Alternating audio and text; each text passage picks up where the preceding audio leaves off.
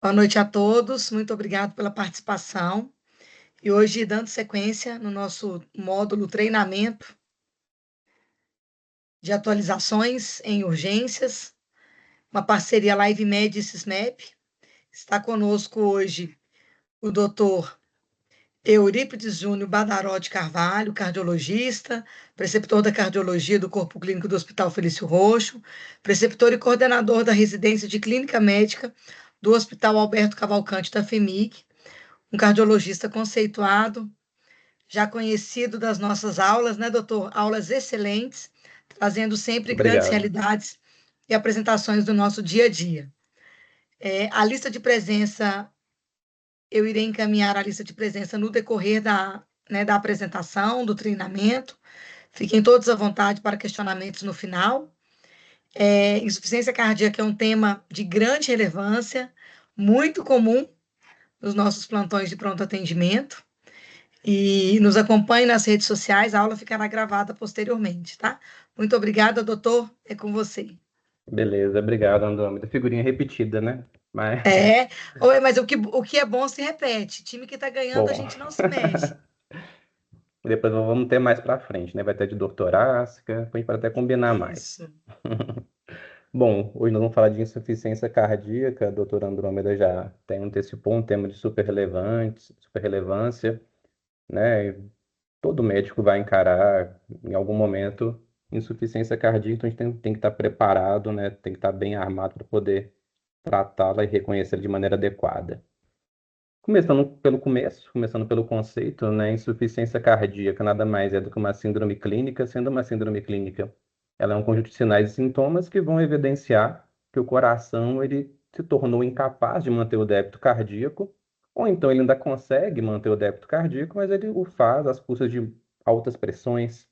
E a gente vai conseguir evidenciar isso por meio da percepção de alteração cardíaca, que pode ser tanto estrutural quanto funcional, e a gente tem alguns outros parâmetros que nos auxiliam também para chegar nesse diagnóstico, chegar nessa, de fato, síndrome, que é a insuficiência cardíaca, como elevação de BNP ou mesmo a evidência objetiva de congestão pulmonar ou sistêmica pela parte clínica, hemodinâmica do paciente e ecocardiográfica, que a gente vai destrinchar aí mais para frente.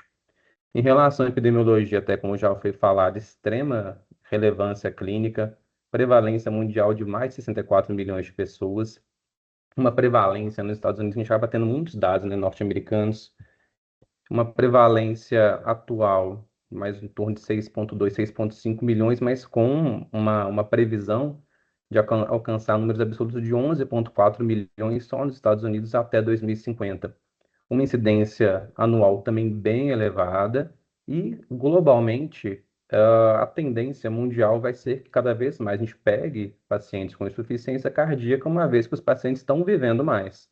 Pacientes vivendo mais com doenças crônicas, pacientes que sobrevivem a infarto, pacientes que sobrevivem a miocardite, sobrevivem a condições cardiológicas diversas e ficam, né, como sequela essa doença grave que é a insuficiência cardíaca.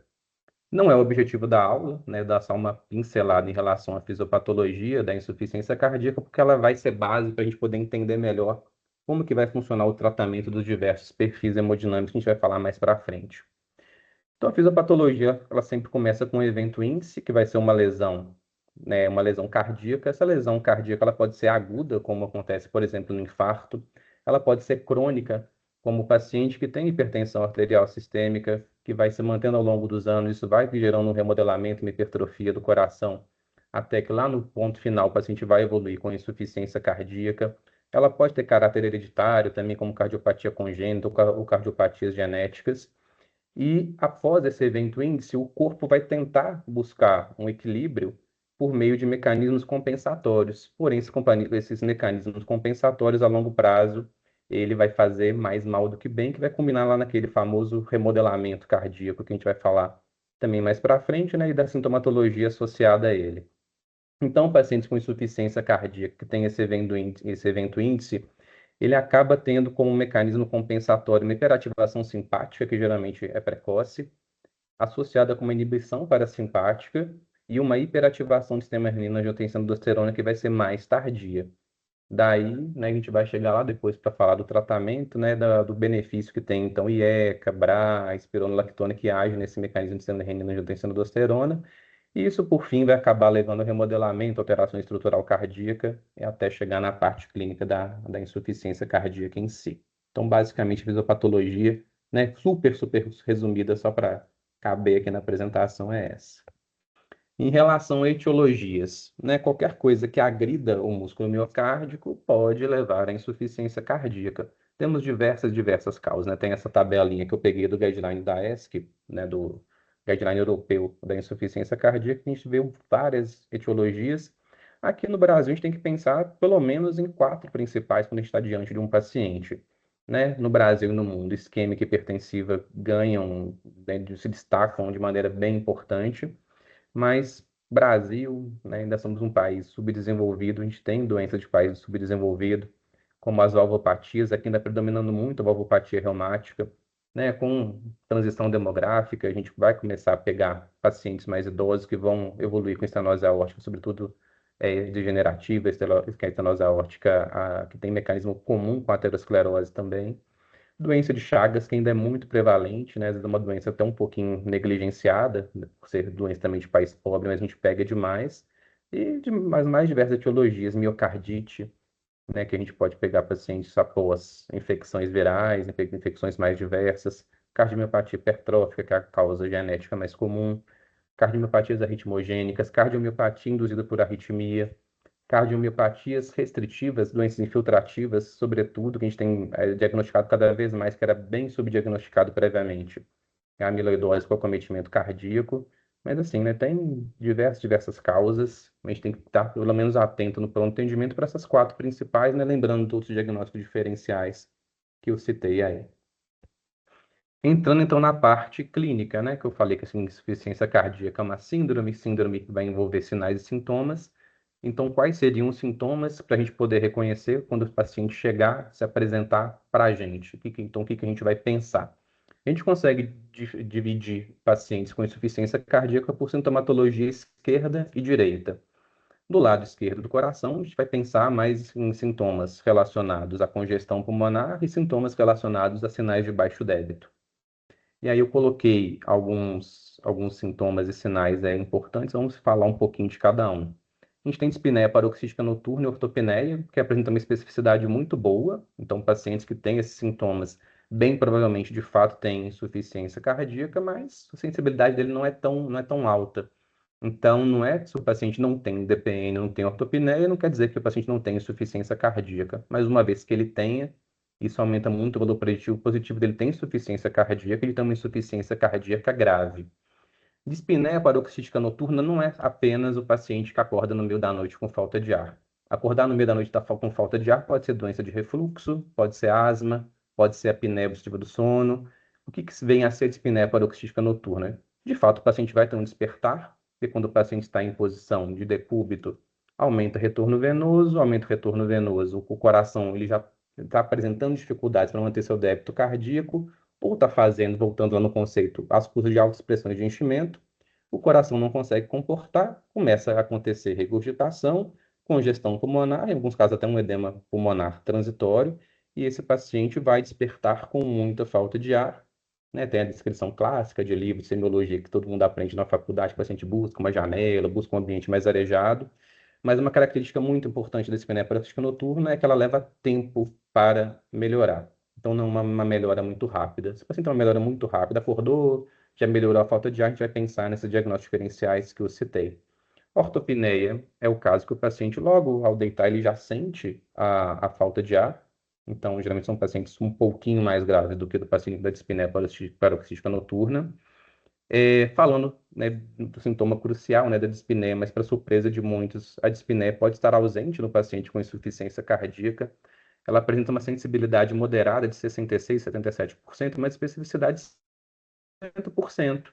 Então, você pode pegar pacientes com insuficiência cardíaca que não vão te relatar propriamente dita dispneia, mas ele pode te relatar uma fadiga, ele pode relatar tosse seca, que é um sintoma também bem importante, não? Uma semiologia muito característica de paciente com insuficiência cardíaca, ter uma tosse seca.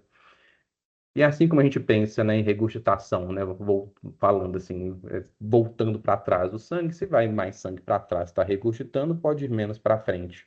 Indo menos para frente, o paciente pode evoluir com sinais de baixo débito, que a gente vai ter geralmente nos pacientes com insuficiência cardíaca mais avançada. Síncope, sempre a manifestação, quando pensando, quando a gente já até falou de síncope na última aula, é uma manifestação, quando é de origem cardiogênica, uma manifestação grave, e pode ser uma manifestação grave de insuficiência cardíaca. Dor torácica também pode acontecer, não necessariamente por mecanismo de isquemia diretamente, por mecanismo obstrutivo aterosclerótico, mas com desenvolvimento de insuficiência cardíaca, seja dilatada, seja hipertrofia, você pode ter um desequilíbrio de oferta e demanda e o paciente queixar dor torácica simplesmente por conta de insuficiência cardíaca sem ter doença de macrovasculatura de vasos grandes. A dispneia também pode ser sinal de baixo débito, astenia, né, em estágios bem avançados, né, o paciente pode evoluir com uma caquexia, semelhante a outras doenças, né, consumptivas, como câncer, né, sendo tão impactante, né, de maneira ectoscópica também, assim dizendo, né, paciente caquético por conta de insuficiência cardíaca. Tem trepopneia também, que seria o paciente que prefere um determinado decúbito, lembrando que congestão pulmonar, o paciente pode ter derrame pleural, geralmente é bilateral, mas pior é direito, então o paciente pode preferir um dos decúbitos por conta dessa dispneia associada ao derrame pleural, que é pior, geralmente é direita. A arritmia também pode ser um primeiro sintoma de insuficiência cardíaca, sobretudo talvez em algumas doenças mitocondriais, doenças, né, genéticas, que o paciente, às vezes, a primeira manifestação vai ser uma alteração arritmogênica, às vezes até uma morte súbita, e aí quando você vai para um exame morfológico, funcional, um ecocardiograma, ou até mesmo uma ressonância cardíaca, você consegue, né, ter uma avaliação e verificar que o paciente tem uma insuficiência cardíaca de uma etiologia, às vezes uma cardiopatia induzida por cardiopatia arritmogênica de ventrículo direito ou ventrículo esquerdo. Então, a arritmia também pode ser sinal de insuficiência cardíaca.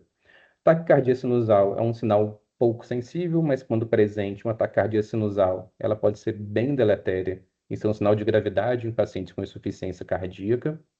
E temos outros sinais semiológicos, como o B3, que não é muito sensível, mas é bastante específico, né? E B4 também, que pode estar presente, né? B3, inclusive, é critério diagnóstico de insuficiência cardíaca, a gente vai falar também um pouquinho mais para frente.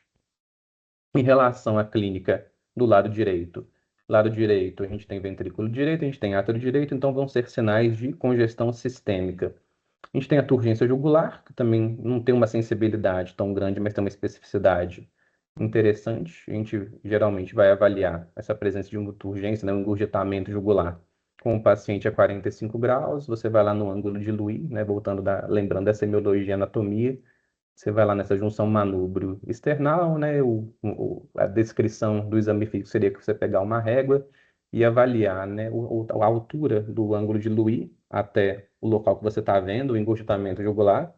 E aí depende da referência, acima de 3, acima de 4 centímetros. Isso já demonstraria um aumento de pressões em câmaras direitas e geralmente estão refletindo aumento de câmaras esquerdas também. E isso a gente pode, né, vai ter uma régua, né, geralmente lá no pronto atendimento, a gente consegue perceber isso aí de maneira fácil, igual nessa imagem que eu coloquei aí, que está em preto e branco. Basicamente, a gente vai ver uma jugular que vai estar bem evidente, bem engurgitada, e geralmente ela vai estar passando, né, das cabeças do esternocleidomastoide. Geralmente, quando ela passa dessa cabeça esternocleidomastoide, já é um indicativo que esse paciente, de fato, tem uma turgência jugular importante. Um outro dado também que é bem importante é a avaliação de refluxo hepatojugular, né, que tem a terceira imagem aí, né, de um médico fazendo essa avaliação, que muita gente faz esse exame de maneira errada, né? A gente avalia refluxo hepatojugular fazendo a palpação na região de hipocôndrio direito, e essa palpação ela deve ser pelo menos de 15, 20, até 30 segundos.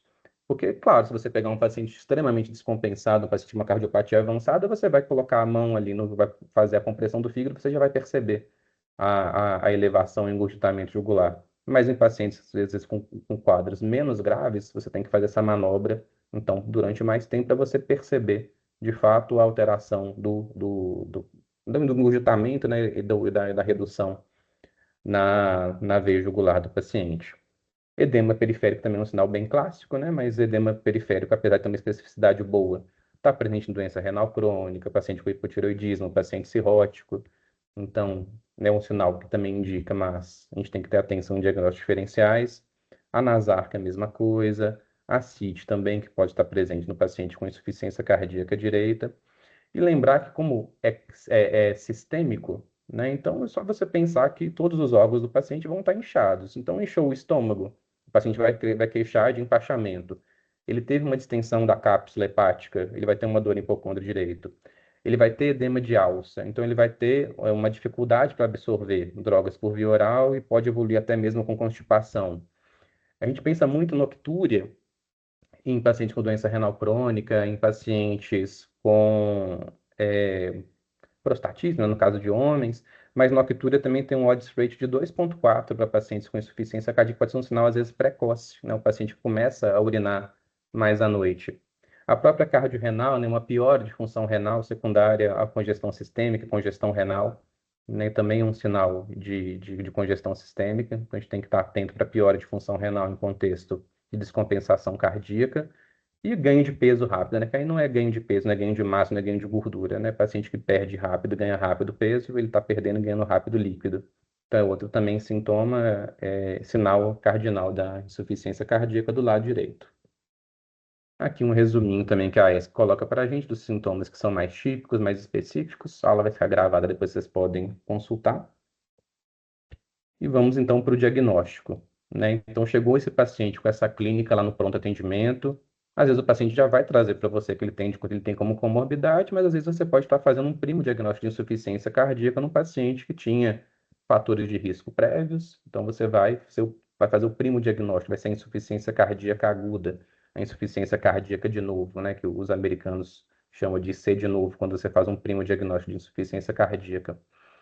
A gente pode lançar a mão dos critérios antigos, os critérios de Framingham, né, que na presença de dois critérios maiores, com um critério menor ou um maior, com três menores, você fecha o diagnóstico para insuficiência cardíaca. Né, os critérios maiores seriam aumento de PVC, aumento de PVJ, refluxo hepatojugular, crepitação bibasal, né, que é super inespecífico. Só o paciente ser idoso, ele pode ter crepitação bibasal, mas entra como critério maior para insuficiência cardíaca.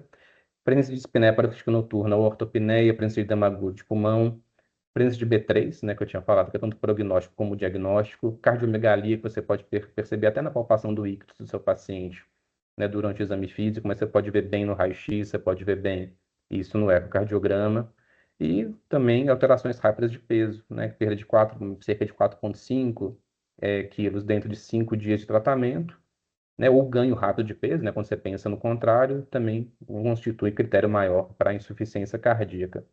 Os menores vocês vão perceber que são coisas que são menos específicas, edema bilateral, tosse noturna, dispneus esforços, não pode estar presente no DPOC, hepatomegalia, que tem diversas causas, derrame pleural, taquicardia. E no caso, quando a gente pensa, às vezes, no diagnóstico é um pouquinho mais difícil fazer o diagnóstico de CFEP, né, e nós temos scores específicos. O que a diretriz europeia coloca para a gente? Então, a gente vai avaliar o paciente, vai fazer a anamnese, vai fazer o exame físico, vai avaliar na anamnese presença de fatores de risco para esse paciente. O paciente chegando com insuficiência cardíaca no pronto atendimento, ele vai ter que fazer um eletrocardiograma.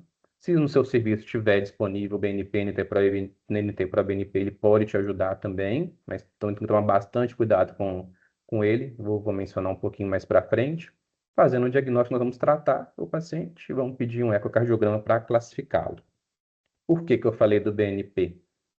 Porque BNP e NT-proBNP, eles não são específicos de insuficiência cardíaca. Eles não são nem específicos de doença cardíaca. A gente tem aumento de BNP na insuficiência cardíaca, mas tem na síndrome coronariana aguda. A gente tem no paciente com doença congênita.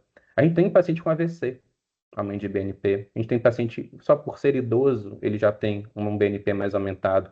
Paciente com sangramento cerebral tem BNP aumentado. Paciente com disfunção renal, com DPOC, com pneumonia, com sepse, com queimadura, com anemia, por ser mecanismo compensatório também. Então, tem que tomar cuidado com o BNP, né? Porque você está vendo um BNP alto, que o paciente ele tem insuficiência cardíaca. E pensando, por outro lado, no paciente obeso, a gente esquece que tecido adiposo é um tecido ativo, tem células. E os adipócitos, eles têm uma enzima que degrada BNP e NT-proBNP. Então, muitos pacientes obesos, eles vão ter níveis de BNP normais, mesmo estando francamente descompensados em insuficiência cardíaca. Então, você não pode jogar todas as suas fichas no paciente que chega com dispneia e pedir BNP, NT-proBNP se o paciente for obeso, né? Que às vezes, muitas vezes vai estar jogado para baixo porque o tecido adiposo está degradando o BNP, o NT-proBNP. Até na diretriz que foi lançada na semana passada da Sociedade Brasileira de Cardiologia, eles até colocam, né, para você avaliar exclusão, né, exclusão entre aspas, né? Na verdade seria só se o BNP, o NT para BNP do paciente viesse muito, muito baixo, eles colocam esse valor de 50 e você pensaria em incluir acima de 220. Mas fica aí, então, um alerta em relação ao BNP. Ele te ajuda, mas ele não é específico. Em relação a esse CFF, que às vezes é um diagnóstico difícil, né, de ser feito, temos algumas ferramentas que conseguem nos ajudar. Temos o score H2FPF, que, de novo, né, são ferramentas, né? Cardiologia, medicina, a gente trabalha muito com teorema de Bayes, valor, qual que é a probabilidade pré-teste do paciente ter uma doença, e a gente vai adicionando e vai aumentando o valor preditivo positivo à medida que a gente vai avaliando a clínica do paciente e outras características. No H2FPF, então, a gente vai avaliar a idade do paciente. Quanto mais idade, maior o risco desse paciente ter insuficiência cardíaca. Pacientes com INC mais aumentados também tendem a ter mais CFEP.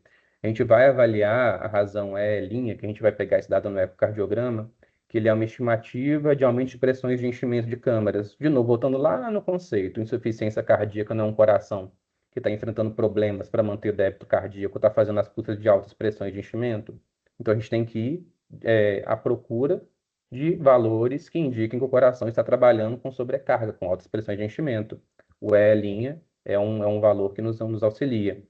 Se o paciente está congesto, ele vai ter regurgitação. Se ele tem regurgitação, a gente pode pegar uma PSAP mais aumentada, né? Lembrando que hipertensão pulmonar o diagnóstico é por cateterismo direito.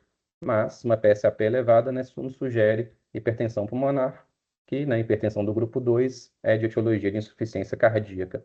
Um paciente já tem um remodelamento atrial, já tem uma fibrilação atrial, uma atriopatia, uma doença do átrio, também aumenta o valor preditivo positivo dele ter uma insuficiência cardíaca com fração de ejeção preservada.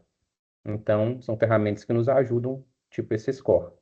A ESC tem até uma abordagem mais simplificada, não necessariamente tendo que calcular objetivamente esse score. Você vai avaliar. Se chegou no pronto atendimento, o paciente tem sinais e sintomas de insuficiência cardíaca. Se ele já tiver um eco, se você conseguir fazer um eco lá, uma fração maior que 50%. E o terceiro passo é o que eu também já mencionei que tinha no score, mas você vai atrás, então, de sinais que mostram alterações estruturais no coração, ou alteração do E', o BNP pode te ajudar também, né? Então, são alterações que você vai integrando até chegar no diagnóstico de fato do paciente. Uma vez diagnosticada a insuficiência cardíaca, nós temos uma série de classificações que a gente pode classificar esse paciente. Nós temos classificação do American College, que é o ABCD, que não é o ABCL, que a gente vai falar daqui a pouco. O ABCD seria a classe A, o paciente que tem fator de risco para desenvolver insuficiência cardíaca, mas ainda não teve alteração estrutural. Então, pode ser um paciente que é hipertenso. Ou a classe B, o paciente que tem alteração estrutural, mas ainda não tem sintoma. Pode ser o paciente com uma HVE assintomática. A classe C, o paciente que já tem alteração estrutural e já tem sintoma, então o paciente com insuficiência cardíaca, de fato. E a classe D, que é o paciente que já começou a ser refratário, que você vai pensar ou paliar o paciente ou encaminhar ele para transplante cardíaco. O mais importante para a gente na urgência, no pronto atendimento, vai ser a classificação de NIRA, né? Além da fração de ejeção, mas o NIRA vai ser uma classificação baseada no sintoma que seu paciente está apresentando. Um paciente com NIRA 4 é o paciente que apresenta dispneia mesmo ao repouso. Então, o paciente está paradinho, está queixando de dispneia, está ofegante, está taquipneico, está dispneico. Então, 4 é no repouso.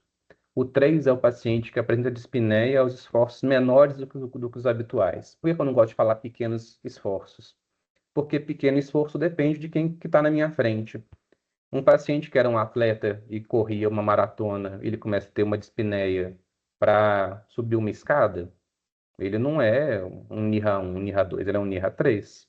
Agora, uma vozinha que trabalha só varrendo, né? Então, assim, o que eu quero dizer? Tudo vai depender dessa classificação de NIRA qual que é o basal do seu paciente. Então, 4 é o mais fácil, que é o repouso, o 3 atividades menores que os habituais, 2 atividades habituais e 1 atividades maiores do que os habituais. Né? Geralmente, pacientes classe 3, classe 4 são pacientes que estão mais graves. Né? Geralmente, o paciente que você vai pensar mais fortemente de internar. Sempre é bom saber também qual que era a classe funcional do paciente antes de ter a descompensação. que às vezes é um paciente já com uma insuficiência cardíaca crônica, o basal dele já era um NIRA 2, agora ele chegou para você um NIRA 3, um NIRA 4. Então, de fato, é um paciente que já está mais descompensado, também você vai pensar em internar esse paciente. Em relação à classificação por fração de ejeção, né, que você vai precisar do ecocardiograma, a gente pode classificar esse paciente em insuficiência cardíaca fração de ejeção preservada, quando ela for acima de 50%, levemente reduzida entre 41 a 49, reduzida abaixo de 40, e também temos a melhorada, que é o paciente que tinha uma fração de ejeção menor, e você começa o tratamento para ele, e ele recupera, ele melhora a fração de ejeção. E é importante você classificar, porque é diferente o paciente com ICFEP de uma IC melhorada. ICFEP, a gente não tem drogas ainda que reduzam a mortalidade, né? Os estudos com dapagliflozina, com SGLT2 reduziram o desfecho composto, mas as custas de internação, espironolactona também reduz a internação. Mas no paciente com melhorada, se você tem que dar o tratamento como se fosse levemente reduzido ou reduzida. Porque se você suspende o tratamento do paciente com IC melhorada, ele pode evoluir com nova disfunção cardíaca e você vai piorar o estado do paciente. Então, sempre lembrar de classificar ele como melhorada ou ICFEP, que isso vai mudar a sua conduta, inclusive. Você pode classificar também como direita e esquerda, que é mais na parte da clínica que a gente já mencionou, e crônica aguda também, pensando na temporalidade dos sintomas. Pensando já em tratamento, né, nós temos a classificação do Forrest e da Stevenson, que são os perfis, famosos perfis hemodinâmicos, né, que aí sim que é o ABCL. E o interessante, né, que para cada perfil a gente tem uma mortalidade, tem uma gravidade maior associada, então já é uma coisa também para a gente trabalhando em pronto atendimento, saber, né, qual que é o risco desse paciente que está aqui na minha frente. Se eu estou com perfil A, geralmente vai ser paciente que é de consultório, né? Às vezes acaba indo no pronto atendimento por algum outro motivo, mas o paciente em perfil A é o paciente que está quente e seco. Então, é o paciente que não está congesto e o paciente que tem uma boa perfusão. Então, esse paciente tem uma mortalidade baixa, menor do que 3%. A gente vai falar em relação à conduta, mas é uma conduta muito mais ambulatorial do que do pronto atendimento. Nós temos o perfil B, que é o quente e úmido, o paciente então está bem perfundido, mas está congesto. Esse grupo de paciente é um grupo que tem 9% de mortalidade e ele é o principal perfil que vai chegar no pronto atendimento para a gente. Também vai falar mais para frente como é que vai ser a conduta em cada um desses grupos. Perfil L é o paciente que está seco e está mal perfundido, e esse já tem 23% de mortalidade, e o perfil C é o perfil que tem altíssima mortalidade, metade dos pacientes morrem, que é o paciente que está mal perfundido e está congesto. Então, esse é o paciente que você tem que ficar mais atento ainda no pronto atendimento quando chegar para vocês. Geralmente, então, como eu havia dito, não vai chegar um primo diagnóstico, geralmente vai ser um paciente com insuficiência cardíaca que vai estar apresentando algum fator descompensador.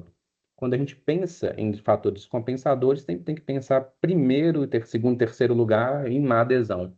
Seja má adesão do paciente a medicamento, seja transgressão hídrica, seja transgressão alimentar, transgressão salina, né? O paciente que exagerou na alimentação, o paciente é um cardiopata mais grave, está comendo muito sal, está comendo está ingerindo alta quantidade de líquido, então a gente tem que fazer essas recomendações para o paciente. Se não for uma adesão medicamentosa nem transgressões, aí pode ser praticamente qualquer coisa, né? Infecção descompensa, paciente cardiopata é qualquer coisa, basicamente pode descompensá-lo. Tem uma infecção, descompensa. Tem embolia pulmonar, descompensa. Síndrome coronariana aguda, né, tanto como etiologia como fator descompensador, a gente tem sempre que pensar da importância do paciente que chega com insuficiência cardíaca e, a princípio, você não tem um fator descompensador claro na sua anamnese, na sua avaliação. Paciente com insuficiência cardíaca em pronto atendimento tem que fazer eletrocardiograma, que às vezes você às vezes é pego, entre aspas, de surpresa, né? O paciente vem com alteração isquêmica, vem com algum bloqueio a princípio novo, que talvez pode estar sendo um fator que está descompensando a cardiopatia de base do seu paciente. Pode ser uma progressão da própria etiologia, paciente valvopata, tinha uma estenose aórtica moderada, passando-se o tempo, a estenose aórtica se tornou grave e tornando-se grave, o paciente está apresentando síncope dortorácica, está apresentando piora da dispneia, sinais de insuficiência cardíaca franca. Então, a própria progressão da doença de base também pode ser um fator descompensador da insuficiência cardíaca no pronto atendimento. Álcool não existe dose segura para coração, costumo sempre falar isso. pode desencadear a fibrilação atrial pode descompensar, pode ter toxicidade direta pelo álcool, estresse físico ou emocional pode descompensar, porque acontece descarga de adrenalina, a gente já falou da hiperativação simpática, esses pacientes são muito sensíveis. Às vezes o paciente pode ter tido uma avaliação médica que, às vezes, inadvertidamente começou um diltiazem, um verapamil com bloqueador de canal de cálcio, que a gente não deve iniciar em pacientes com fração de digestão reduzida, que você pode piorar.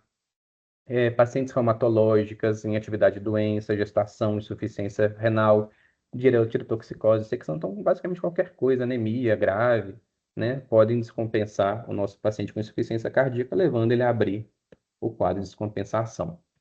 Então, fazendo um resuminho do que a gente já falou até agora, chegou um paciente com clínica compatível, insuficiência cardíaca descompensada, você vai fazer seu diagnóstico, você vai fazer o eletro desse paciente, até para ver o fator descompensador. Você tem que avaliar a oximetria desse paciente, ver a saturação dele. Saturação reduzida vai demandar que esse paciente seja monitorizado, ou paciente com ataque apneia, paciente com esforço respiratório. Então, você não vai deixar esse paciente sentadinho lá na cadeira, né? Você vai colocar esse paciente para ser monitorizado, fornecer oxigênio suplementar se for necessário. Você vai funcionar de preferência até 2 acessos, né, igual que a gente já faz de rotina para os pacientes mais graves em pronto atendimento. Aí vai depender do que você tiver disponível, né? Se tiver o raio-x mais rápido, você vai fazer raio-x para avaliar o padrão de congestão desse paciente. Se você tiver um ultrassom beira-leito, ótimo, você pode ver, pode utilizar também para você ver sinais de congestão. Se você não tiver no seu serviço, você vai dosar BNP, né? Lembrando das ressalvas que já foram ditas, né? E fazendo o diagnóstico, você vai ter que tratar esse paciente e, né, sendo diagnóstico, você vai pedir um eco depois quando esse paciente acabar internando. Condutas por perfil, então. Então, perfil A, que não era nem o perfil que deveria estar no pronto atendimento, né, a princípio, é um paciente que você vai acabar mandando para casa, mas como que eu trato um paciente que chega para mim em perfil A? Perfil A é o paciente que está compensado, está bem perfundido, não está congesto. Então, o tratamento dele é otimizar o tratamento da insuficiência cardíaca crônica. Então, lembrando, né? Você pode progredir dose de IEC, BRA até as doses alvo a cada 3 dias. Beta-bloqueador, geralmente a gente vai progredir semanalmente as doses. Lembrando, né, que DPOC não é contraindicação para o paciente não poder usar beta-bloqueador, pode usar sim. Às vezes na asma, que você vai ter uma preferência por um mais cardioseletivo, como bisoprolol, metoprolol. Se o paciente tiver transmissão preservada, você pode avaliar bloqueador de canal de cálcio não dihidropiridínico para controle de frequência. Espirona também você pode progredir a cada 3 dias, digoxina para controle de frequência também em pacientes mais graves. Sacubitril valsartana, que tem que ter muito cuidado com sacubitril valsartana, é extremamente potensor, né, que é o famoso Entresto. Já vi caso em pronto atendimento de colega indo me passar o plantão, que o paciente usava enalapril e ela lá no hospital tinha, né, disponível, achou que o paciente não estava indo bem, mudou a medicação, e a gente tem que lembrar que existe um tempo de washout que a gente deve fazer. Por quê? O que é esse washout? Para a gente entrar com salcubitril valsartana para um paciente com insuficiência cardíaca, a gente tem que estar pelo menos 36 horas, só pode entrar 36 horas após a última dose que ele tiver usado de ECA ou de BRA. Porque o sacubitril, ele vai inibir, ele vai agir inibindo a neprilisina, e a neprilisina, ela degrada tanto o BNP, quanto também degrada prostaglandinas, degrada essas drogas, essas substâncias que são relacionadas com um maior risco do paciente evoluir com um angioedema. Então, a gente, para evitar angioedema, que é uma reação grave, né, o paciente pode acabar sendo entubado, tendo angioedema de língua, a gente deve esperar pelo menos 36 horas para poder fazer essa transição. Um outro detalhe interessante de sacubitril valsartana, se vocês pegarem, por exemplo, o paciente no pronto atendimento, você dosar BNP, NT para BNP dele não vai ser muito bom, não vai ser, não vai ser um padrão bom para guiar seu tratamento ou para ver o grau de descompensação do paciente, porque o sacubitril valsartana ele degrada, a neprilisina ela degrada o BNP, você está inibindo a substância que degrada o BNP, então esse BNP ele vai tender a estar mais aumentado e não necessariamente o paciente está mais descompensado por isso. Então, basicamente, perfil A você vai otimizar o tratamento. Né? Hidrolase de nitrato desorbido também reduz a mortalidade, reduz a SGLT2. No estilo de vida, dieta e restrição hídrica, que não é nem tanto o foco da aula, mas coloquei aqui para falar de cada perfil, de como fica o tratamento. Agora, no próximo, a gente já... Aqui, só o slide para as doses alfa, né? Também essa aula vai ficar salva. Quem tiver interesse, depois dá uma olhadinha.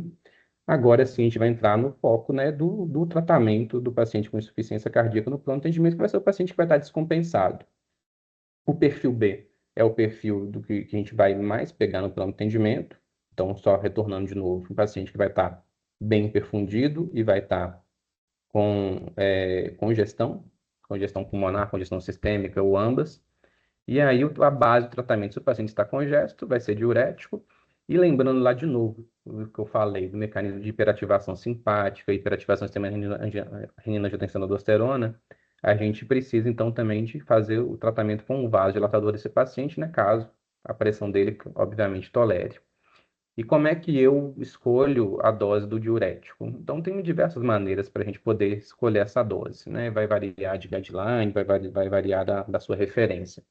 Se o paciente ele já usa furosemida, você pode fazer 1,5 a 2,5 vezes a dose da furosemida que ele usava por via oral, você pode administrar na forma de droga endovenosa. A ESC do último guideline reduziu até para 1 a 2 vezes, né? Mas tem outras referências que colocam até 2,5 vezes. Se o paciente ele é virgem de furosemida, você pode começar com 1 miligrama por quilo, então 160 quilos, 1 miligrama por quilo vai dar 60 miligramas. Aí você pode dividir essa dose, pode dar 60 de cara, mas aí você vai ter que individualizar bem, geralmente não é isso que a gente faz. A gente faz 1 miligrama por quilo e aí espaça, dá de 8 em 8, dá no mínimo de 12 em 12 horas. E também o guideline da ESC também coloca uma outra opção, nesse caso, é você faz 1, 2 ampolas e avalia a resposta no paciente que for virgem. Então, não é errado, né? Às vezes você pega o colega, você fez quanto de furosemida? Fiz 2 ampolas. Então, isso aí, inclusive, está no guideline. Então, não é uma conduta, né, errada, não. E tá, uma vez que você fez a sua dose inicial, como é que você vai avaliar a resposta do seu doente? Aí, de novo, vai depender de onde você está trabalhando e quais são os recursos que você tem, né? O seu paciente chega bem congesto, você vai tender a monitorizar esse débito urinário desse paciente, e às vezes nas primeiras 6 horas você vai objetivar um débito urinário de pelo menos 100 ml por quilo-hora. Se você tiver num serviço que tenha sódio urinário, né, que geralmente não é a nossa realidade, nem em hospital particular, a gente consegue às vezes de maneira rápida, né, e conseguir isso em tempo, mas diversas diretrizes internacionais já colocam a questão do sódio urinário. A gente poderia começar a dose de furosemida, após 2 horas da administração dessa dose, fazer a dosagem do sódio urinário, e se eu tenho um sódio urinário menor do que 50, eu aumento a dose. Geralmente eu aumento a dose dobrando a dose. Estava com uma ampola, vou passar para duas. Estava com duas, vou passar para quatro. Então a gente vai dobrando dose. Sempre nesses pacientes que a gente for começar o tratamento, a gente tem que ter creatinina, a gente tem que dosar os íons ureia a cada 24 horas e não ficar com receio, porque é esperado que a creatinina vá subir desse paciente. Se o paciente está descompensado, o paciente está com perfil B, ele está com excesso de água no organismo. Então, já é esperado que ao você administrar a furosemida, você está reduzindo o volume. Se você reduz o volume, você está deixando o paciente menos hemodiluído. Se ele está menos hemodiluído, então a creatina dele vai tender a subir.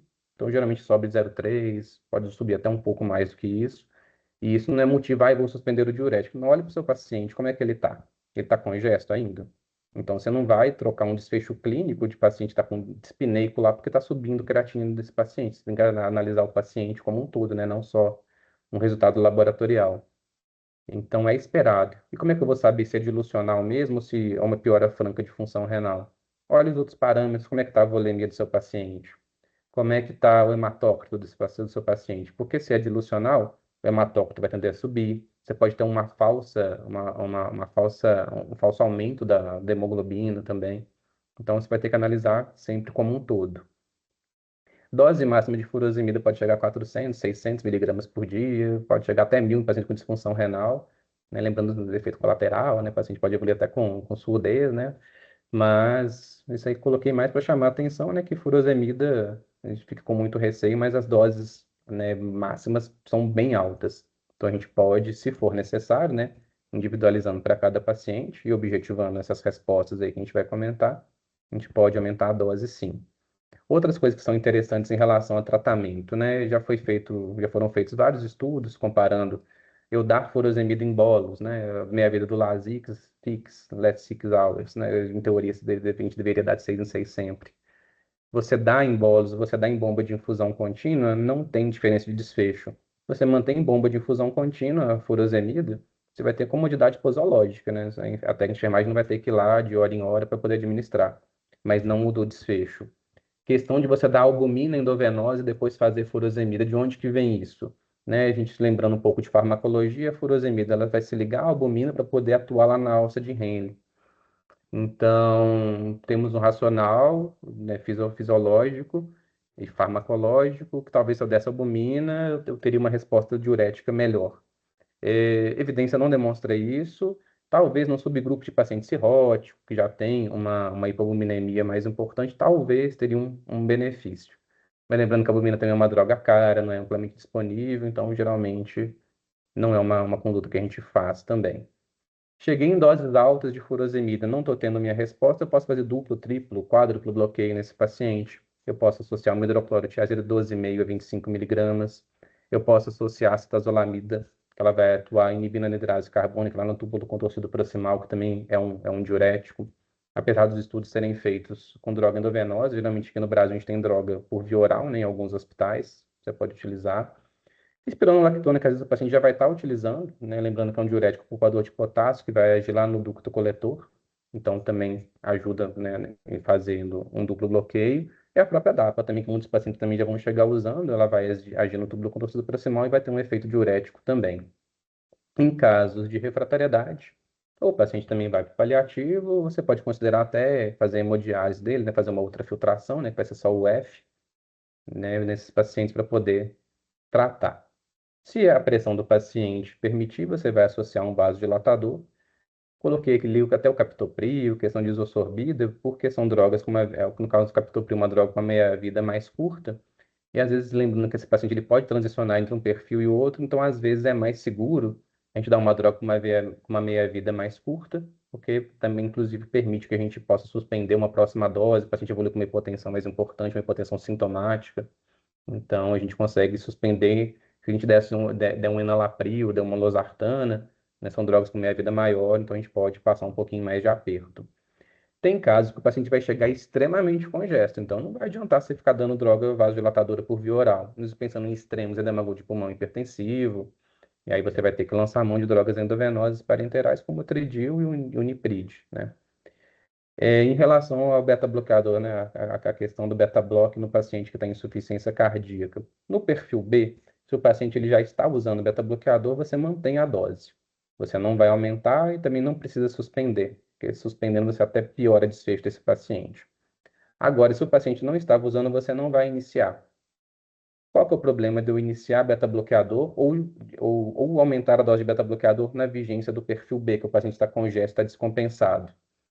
Voltamos de novo lá na fisiopatologia. Por isso que a insuficiência cardíaca é legal, né? Tudo interligado. Porque se você dá beta-bloqueador para esse paciente, a gente já sabe que ele tem uma hiperativação do sistema simpático e hiperativação do sistema renina-angiotensina-aldosterona. Você aumentando o beta-bloqueio no contexto de descompensação, esse paciente ele pode fazer uma hiperativação do sistema renina-angiotensina-aldosterona e você pode piorar a congestão do seu paciente. Então, às vezes você estava com uma dose, nossa, o que que aconteceu? O paciente estava tendo uma resposta boa, estava tendo uma diurese boa, estava desinchando, e agora ele está piorando, ele está ficando inchado de novo, está perdendo menos peso.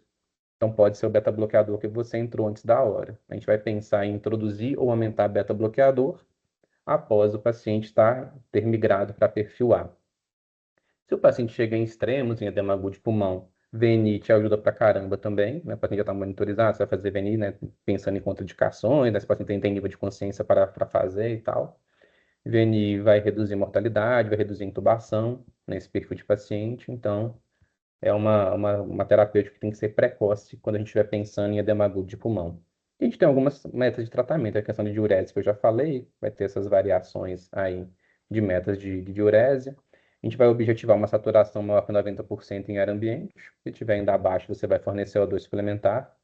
Você vai objetivar uma ausência de ortopneia e esforço respiratório dentro de 24 horas, uma ausência de dispneia, os mínimos esforços em 72 horas, né, em 3 dias, uma frequência cardíaca abaixo de 100, uma frequência respiratória menor que 22, uma pressão sistólica entre 110 e 130 é bem tolerada, e em relação à perda de peso, cerca de 750 gramas, 1 quilo, aí jamais para enfermaria, né, vai ser nosso alvo aí diário para perda de peso, melhora da congestão. Já nos perfis C e L, que aí são os perfis mais graves, né, o perfil C, então, que tem a maior mortalidade, o paciente que está frio, então tá mal perfundido, né? As principais janelas de perfusão, né? Sempre é bom relembrar: pele, cérebro e rim. O paciente está com a pele pegajosa, o paciente está com aquela pele já começando a ficar mais fria, paciente mais sudoreico, o paciente que tem aumento de creatinina, o paciente que está com redução de débito urinário, o paciente que está com alteração de nível de consciência, é o paciente que pode estar entre perfil C e talvez até evoluindo já com um choque, né? A gente tem um outro marcador também, tipo hipoperfusão laboratorial, que é o lactato, né? Que nunca deve ser analisado também individualmente, mas tem que entrar, né, na miríade aí de avaliação dos nossos pacientes. O problema central do paciente com perfil C, então, é a bomba. A gente precisa, então, melhorar a bomba do paciente, melhorar o coração.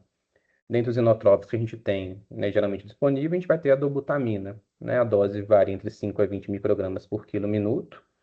E a dobutamina, ela nada mais é do que um agonista beta. A gente lembrando um pouquinho lá da farmacologia e da fisiologia, a gente tem receptor beta 1 no coração.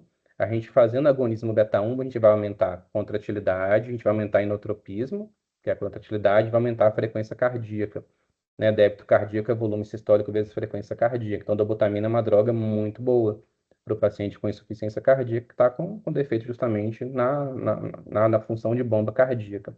Só que a dobutamina ela também tem uma ação beta 2. A gente tem receptor beta 2 no vaso.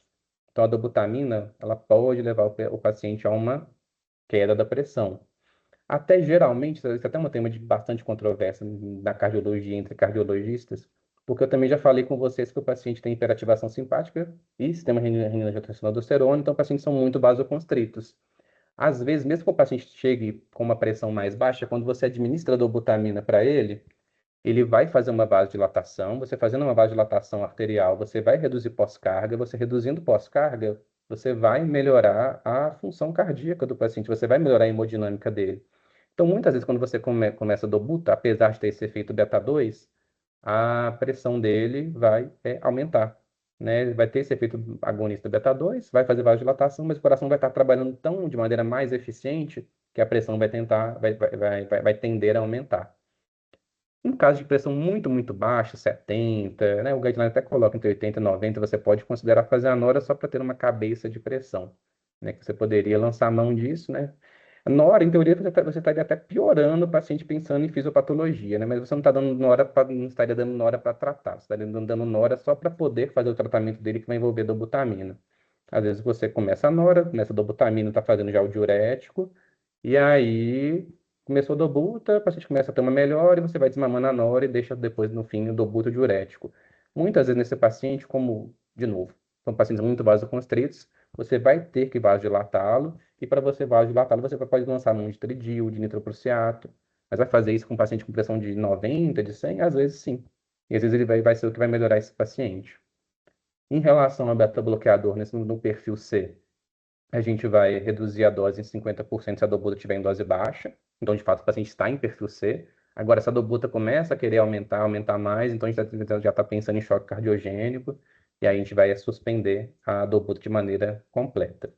O perfil L, que também tem uma mortalidade bem alta, geralmente é o paciente, aquele paciente que você passou um pouquinho do ponto na furosemida. Então, é o paciente que está seco e está mal perfundido. O tratamento desse paciente vai ser soro. Eu vou dar soro para paciente com insuficiência cardíaca? Vai. Ele está precisando, ele está seco. Mas como é que é uma maneira mais segura da gente fazer, então, expansão volêmica em paciente com insuficiência cardíaca? A gente faz pequenas alíquotas de 250 ml de maneira livre, porque eu quero expansão, não quero hidratar o paciente. Eu quero expandir para melhorar a perfusão do meu doente. Então, é 250 livre, aí reavalia. Vê se ele não vai ficar congesto, melhorou o parâmetro perfusional clínico, melhorou o perfusional laboratorial, ainda está ruim. Mais 250 e vai fazendo e vai reavaliando. Às vezes, o que pode acontecer é esse paciente migrar para outro perfil, e às vezes você pode ter que associar um inotrópico também nesses casos. Tudo vai depender de como for a evolução do paciente. Mas no perfil L, a principal, né, o primeiro tratamento é volume. Então, aqui um fluxograma do que a gente acabou de falar. Você vai avaliar a congestão, vai avaliar a hipoperfusão do paciente. O paciente está congesto sem hipoperfusão. A base do tratamento é furosemida e vai avaliar vasodilatador. Se o paciente tiver hipoperfusão além da furosemida, você vai considerar inotrópico, vai considerar norepinefrina, em casos refratários, até suporte com o dispositivo de assistência mecânica, balão, né, dependendo de onde você estiver, ou considerar paliativo ou considerar hemodiálise. Aqui, só para falar um pouquinho do choque cardiogênico, também vai ser bem semelhante ao que a gente acabou de falar, né, do perfil C. Aqui no choque cardiogênico, o paciente vai ter uma hipoperfusão franca, já evoluindo, então com altíssimo risco de ter falência de múltiplos órgãos. Então, o paciente vai ter sinais bem semelhantes ao perfil C, só que o paciente vai estar pior. Vai ter um lactato mais elevado, vai ter uma creatinina que já subiu para caramba, vai estar francamente hipoperfundido, não um limite meio tênue, né, do perfil C para o choque mesmo franco. O tratamento também vai ser bem semelhante, né? Vai considerar inotrópico também, tem fator cardiogênico, então vai ter dobuta, e a gente vai avaliar também dispositivos de assistência ventricular, avaliar terapia substitutiva renal ou considerar cuidado paliativo. Fechando, então, praticamente a aula, se eu pego um paciente no PA, fiz as avaliações, então ele já está há muito tempo lá no pronto atendimento e não está respondendo tão bem, eu não consigo transferir esse paciente, né, ainda não consegui transferir para um centro, talvez seja caso, né, de você avaliar se esse paciente é candidato a transplante. Claro, você não vai tomar essa decisão como plantonista de pronto atendimento, mas talvez você vai pensar se esse paciente se enquadra, e se ele se enquadra, você vai mudar a IH de transferência dele para um setor que seja um hospital que tenha suporte para transplante cardíaco. A gente vai pensar sempre em transplante cardíaco nas refratariedades. O paciente que está dependente de inotrópico, você não consegue desmamar a mina dele. Um paciente com insuficiência cardíaca refratária, com arritmia refratária, que está lá com amiodarona, ou já tem CDI, está tomando choque direto CDI, ou foi refratária à ablação. Paciente com IC avançado, até esses valores modificaram também recentemente, com VO2 de pica, mas é mais o cardiologista menor que 10, com beta-block, ou menor que 12 com IC avançada. Paciente que tem angina refratária, não é candidato nem a CRVM, e está mantendo angina, está mantendo descompensação cardíaca por conta de sintoma anginoso, né? E pensar nos contraindicações, lembrando que idade não é contraindicação, né? Faustão transplantou com mais de 70 anos, mas sempre devendo individualizar, né? Que existem 70 anos, 70 anos. Paciente que tenham comorbidades com expectativa de vida baixa, pacientes com neoplasia ativa, não vão ser candidatos para transplantes. Paciente com vício também, tabagista, paciente com diabetes, lesão de órgão-alvo importante, também aí não, acabam não sendo candidatos. Questão de ressincronizador e CDI também é mais uma terapia que nos pacientes tão refratários a gente pode avaliar, mais pensando nessa questão da transferência. Isso aqui é mais só para uma noçãozinha, né, só para não passar em branco, aproveitando a oportunidade da aula de quais pacientes que a gente, às vezes, no próprio atendimento, a gente pode pensar, nossa, eu acho que esse paciente não está respondendo bem, já está internado daqui a alguns dias, estou pegando plantão agora, e eu acho que tem que transferir ele, acho que talvez ele seja candidato. Vamos transferir para um centro que tenha cardiologista, que tenha equipe de transplante, né, para a gente poder avaliar isso melhor. As referências que eu usei, acho que é isso. Falei muito, né, É Andrômeda? isso, tá ótimo. Na aula, como sempre, doutor, aula excelente, totalmente direcionada aí para, né, para o atendimento no pronto-socorro, é aquela realidade Obrigado. mesmo, do jeito que o paciente está chegando, tá? Muito Exato. obrigada. E esse último slide chamou muito a atenção, porque às vezes, né, é aquele paciente que está chegando ali, mas às vezes que está internado, mas às vezes é um paciente que está com a gente no pronto, que ele vai e vem muito. Ele vai, Exato. você melhora um pouquinho, ele vai. Você acha que ele melhorou um pouquinho, ele deu alta, semana que vem ele está de novo. Uhum, E às vezes uhum. esse slide chama muita atenção para a gente mudar esse olhar, né? Atendimento Exato. diferenciado, individualizado. E ainda mais transplante, como é muito via SUS, então não raro a gente pega paciente em UPA, em alguns hospitais assim, nos hospitais nível secundário mesmo, o paciente vai, primeiro local que ele vai procurar vai Sim, ser, vai ser o que for mais fácil, né, para ele. Então, é. a gente tem que estar E qual o preparado para atender.